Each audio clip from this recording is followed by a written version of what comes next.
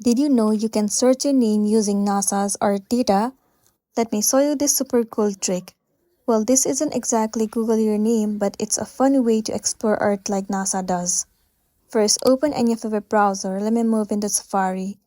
In the address bar, you need to search for your name in Landsat.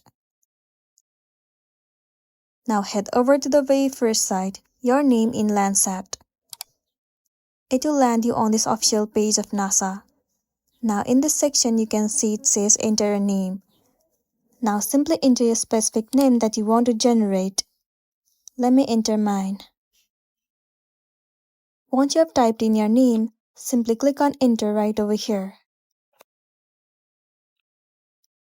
And there you can see that your name on NASA Earth has been generated successfully.